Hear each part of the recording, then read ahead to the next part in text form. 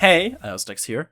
I am a professional FPS coach and former professional coach for Overwatch League organizations like the New York Excelsior and the Boston Uprising, with now more than 5 years of professional coaching experience under my belt, running the biggest private coaching business over at iostex.com, and helping out players for free over on my Discord's Ask Stux Anything channel. Players who have reached a certain rating will start experiencing difficulties differentiating their own gameplay from that of players in the next rating. From my experience, this is most prevalent around Diamond, where it's really difficult to see differences in the way teamfights are played compared to Master Tier players. But today, I want to talk about something that a lot of people gloss over whenever they review their games or reflect on how they could have won a lost game, and that's the ability to push your advantage.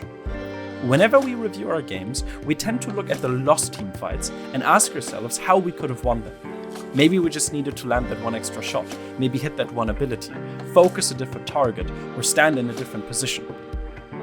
But if we only focus on our lost teamfights, we'll quickly reach a point where we simply cannot find a mistake that was responsible for that lost teamfight. It seemed like we played perfectly, and there was nothing we could have done.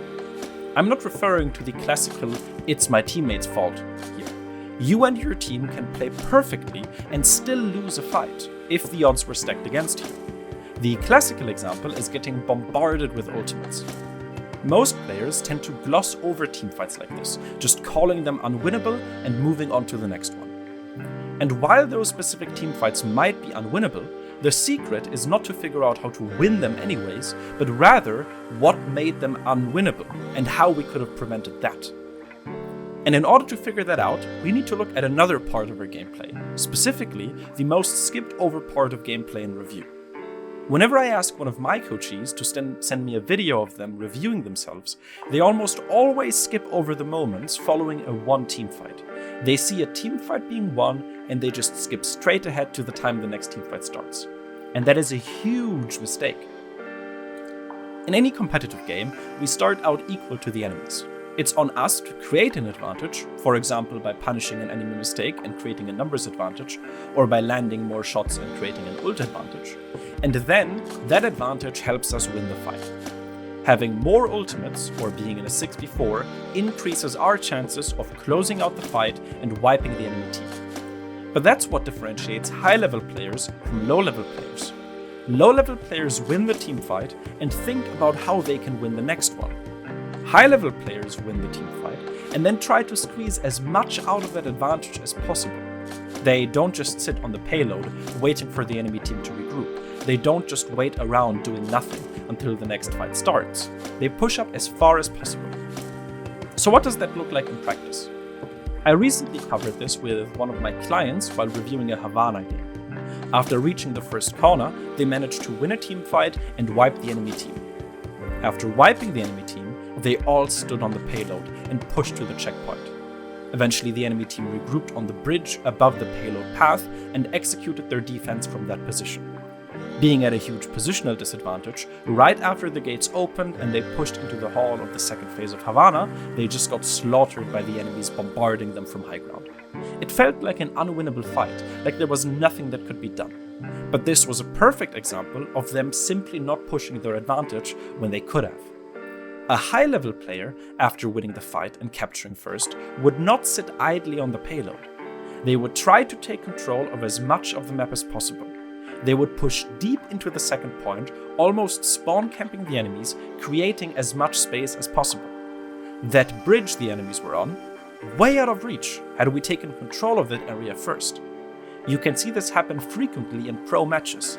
The second phase of a map, be it Havana, Hollywood, or Route 66, tends to go over somewhat uncontested. The reason for that being that teams who manage to capture the first checkpoint push up aggressively and take control of the entire second phase of the map, while the enemy team is still regrouping and unable to contest that space themselves. You can see how much easier winning games is when you only need to win 2 to 3 teamfights to push the payload all the way to the end, instead of 5 to 6 teamfights, which tends to be the standard in lower elo. You can afford to make a lot more mistakes if you have less teamfights to win. This same concept applies to all competitive games. If you watch high-level MOBAs like League of Legends, you'll see that professional teams, after winning a team fight, take as much as they possibly can. Instead of just going back to their lanes and farming, they push structures, clear the enemy's jungle camps, place wards to secure deep vision, and lastly, secure bigger objectives like Drake or Baron. The same concept applies to a game like Overwatch as well. When we win a teamfight, we want to push up, we want to take control of high grounds, of flank routes, we want to hold open areas and keep the enemy stuck in choke points. A high-level player can turn a single pick into a ginormous snowball that trivializes the entire rest of the round, completely preventing the enemy team from setting up anywhere or regrouping properly, pushing up, spawn camping, etc. So to summarize, if you want to successfully win games, it's not just enough to look at how you play your team fights, but also how you play after you won one. Did you take space? Did you apply pressure while the enemies were regrouping? Or did you simply stand on card, waiting for them to set up wherever they want, regroup as 6, and then wipe you in the subsequent fight? If you want to learn more about this concept or many others, check out my coaching services on irstux.com. Alternatively, you can also ask questions for free in my Discord server's Ask Stux Anything channel. You can find the link in the description. My name is Aristux, and I'd like to thank you for learning.